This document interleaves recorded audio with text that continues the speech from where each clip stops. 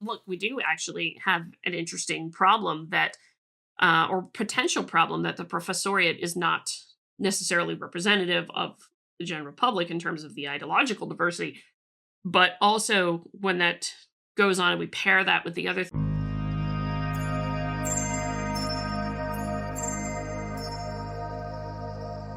So I have, of course, been aware of the mayhem going on with respect to higher education and with respect to the funding of higher education, of scientific research, and the whole like, and of course things going on in the federal government. I mostly have not said a whole lot because of because I have been waiting to see what all the reactions would be so that I could collate things, and also because there's been so much chaos going on that it is difficult to parse through and get to something that is, shall we say, more factual. So what I wanted to do with this video was to point to one thing, and you might guess from the headline here, this is from Musa El-Garbi, discussing some of the issues with academia currently, and therein lies what I want to get at, because reactions to current things going on have been something like this, which this comes from Science Magazine. Come together right now. Chaos, conflicting information, firings, and hurtful rhetoric of the Trump administration's approach to science over the past month are causing anxiety, grief, and concern amongst for the scientific community in the United States. And Holden Thorpe here, who is the editor-in-chief of Science Magazine, goes on to basically say basically to plead with folks to to trust that science's leaders are making the best judgments they can about how to proceed. Many science faculty members at universities still do not see the actions of science leaders as sufficient, but a full-on resistance posture by universities and associations is unlikely given the scale of their responsibilities.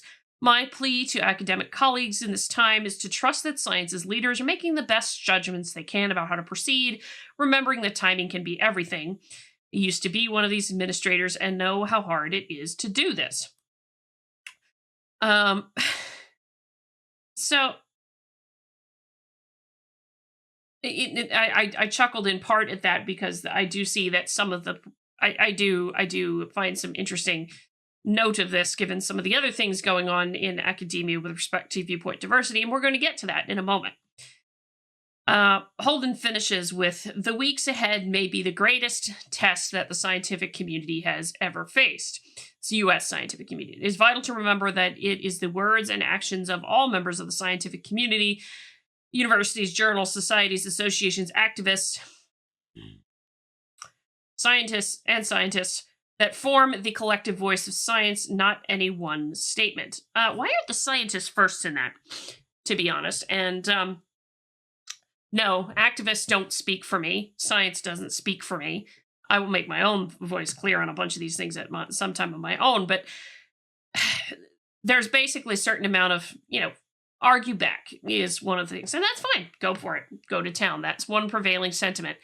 There's another sentiment, though, that I do also find interesting, and this is from Jukka Savolainen, who makes a point here in his article for Unheard a few late last week, I think, late last week or over the weekend, but it was the middle of last week.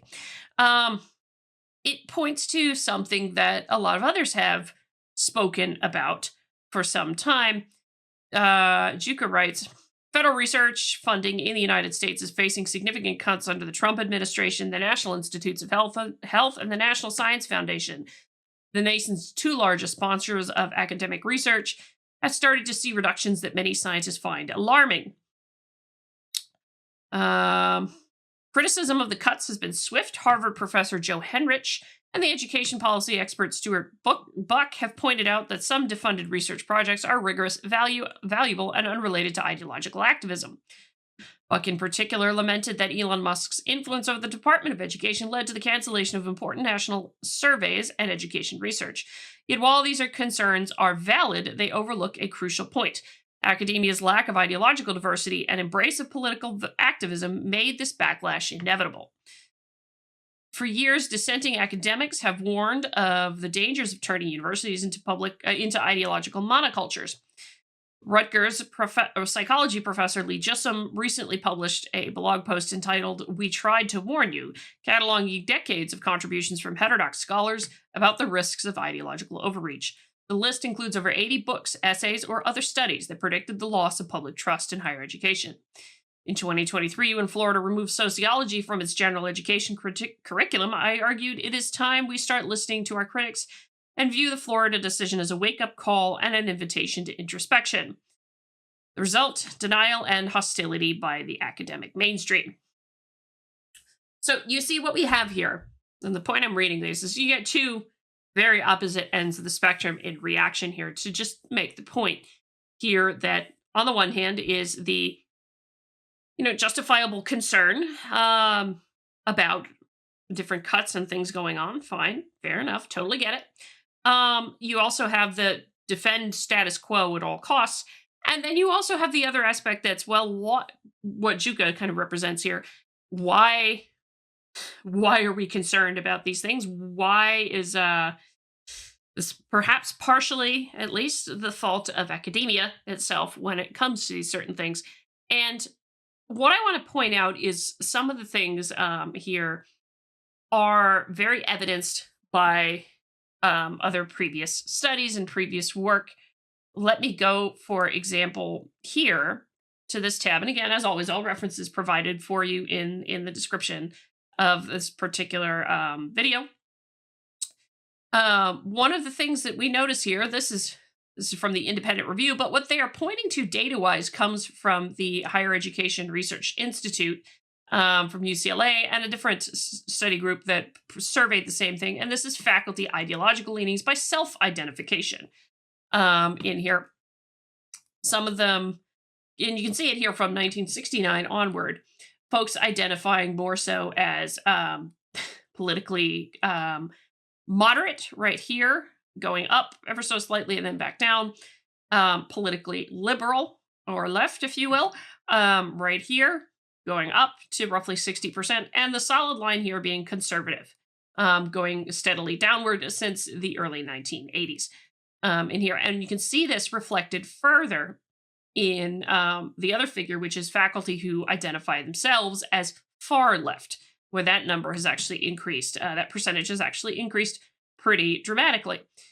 It's also the case here when you're talking about different disciplines from 1989 to 2014, percentage of faculty who identify as left in different, liberal rather, in different disciplines. Very different depending upon which field that you're in and whether or not they were already but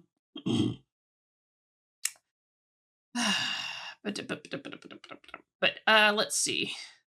That's the point that I wanted to make there with that. It's just to make this is just to get at what Juka is saying. Of course, faculty ideological leanings don't necessarily mean anything in terms of the actions taken, but we know from other surveys, like some of the ones I've covered on this channel, around the free expression survey that had the campus free expression survey that FIRE does with the College Pulse, the Heterodox Academy surveys, the Center for the Study of Partisanship and Ideology, the Legatum Institute. All of these have found, and I've covered them previously on this channel, so I'm not going to go into it right now, but all of them have previously discussed the climate on campus being hostile if you're not part of one particular ideological group or another. And that's where it gets interesting, because I think it was this CSPI, the Center for the Study of Partisanship and Ideology report, that also stated, I have to go back and look to be sure, so please correct me if I'm wrong, that at least a third of faculty were willing to discriminate against a more conservative worldview in hiring and promotion and tenure, or somebody with a more conservative worldview in hiring, promotion, and tenure. What I wanted to point out with this, though, that Musa Al-Gharbi here, this is on his website, and this is featuring stuff from his book, which is right here, We Have Never Been Woke, The Cultural Contradictions of a New Elite. Here, and Musa is a sociology professor now himself, and a very, very brilliant person. Don't agree with him on everything, but he is a brilliant person. What he's writing here is U.S. college professors do not well represent the rest of America. College professors being the folks who train the next generation of scientists, and for the most part, and also do an awful lot of scientific research themselves. I figured this was important to point out because I tend to agree, at least in part, with Juka's comments that some of this is the result of lacking viewpoint diversity in academia. And one thing to note in particular, which general public I think can see quite well, is that, yeah, a lot of higher education doesn't necessarily reflect the rest of America. Let me show you what I mean. Tenured and tenure-track college professors are drawn from a narrow and idiosyncratic slice of society. Many backgrounds and perspectives are dramatically underrepresented in the academy. This gulf between the ivory tower and the rest of society undermines knowledge production, pedagogy, and public trust in experts and scientific claims. A new study published in Nature Human Behavior argues that, at its current rate of change, the faculty will never approximate parity with the broader U.S. population. The paper did not provide a deep dive into why, specifically, the faculty remains so unrepresentative, nor did it provide a roadmap for efficiently closing the gaps. This essay will dive into those questions. However, let's start by establishing some baselines with respect to how the faculty is composed today. In Chapter 2 of my forthcoming book, We Have Never Been Woke, I marshal statistics from the Higher Education Research Institute, the Integrated Post-Secondary Education Data System, and other sources to sketch out a composition of the U.S. professoriate. Professors, I argue, are in many respects illustrative of the broader gap between knowledge economy professionals and the publics they ostensibly serve. Many other knowledge fields, such as journalism, law, consulting, tech, and finance, are simply similarly parochial, to the detriment of aligned institutions and American society more broadly. Here is the chart from the text comparing the demographics of U.S. full-time faculty with the broader adult population. See here for additional information on the provenance of the data. This is the graphic I wanted to show you all with this. Characteristics of full-time faculty, U.S. colleges and universities relative to the adult population. Share of U.S. adult population, 60%, 69% here. So the lighter color is the U.S. professoriate. This is the one that is actually more of interest. Politically left, 24% of the U.S. adult population, but 62% of the professoriate. That's kind of a problem. Religiously unaffiliated, it's more so amongst the U.S. professoriate than the general public, but not terribly much. There are more Americans in the public writ large that are moderate compared to 29% of the professoriate. Politically right here, though, this is where you go underwater. 37% of the adult population identifies as politically right. 9% of the professoriate identifies as politically right. And this is all to say that it's not necessarily a whole lot of matching representation between the U.S. professoriate, which trains the next generation of scientists, and the general public.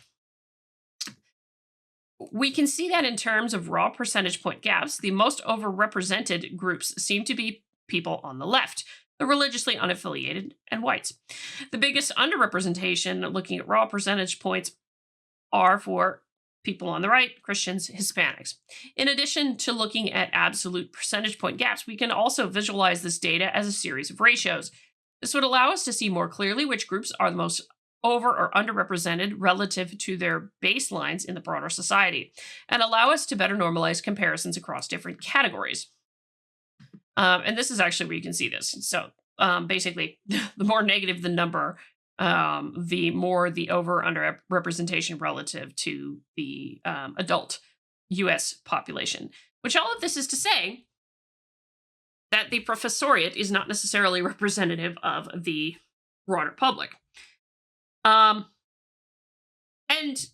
the interesting thing about this is that I would say that this doesn't matter, but we also know this in context with the number of different things in terms of like what's been funded, which way academia has gone in terms of embracing what things they've embraced and what things they've not embraced and what have you. And so things like that can be observed by the particular public. And so by the public. So it's not like we don't have an interesting problem here. And it's not like the general public can't see this particular feature here with it being left versus right and realize that, well, maybe the professoriate is not necessarily in line. And we know this, and over time, we know that the um, that the amount of faculty has shifted more to the left, and more so to the left than what has been the general US population. That is the concern, is that all of a sudden there's a lack of ideological diversity at the universities, though, how do you go about correcting that is a totally different question. But it's not like the American public doesn't see that. And that is often underlying one particular point in the current landscape of discussion around the impact of current things on higher education.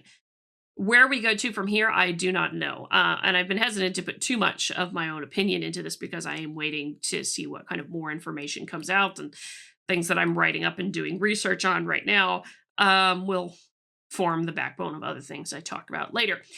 But I didn't want to let it go by just to talk about briefly the different perspectives that are going on with respect to the current discussion of higher education and scientific funding, and make the point here that, look, we do actually have an interesting problem that, or potential problem, that the professoriate is not necessarily representative of the general public in terms of the ideological diversity.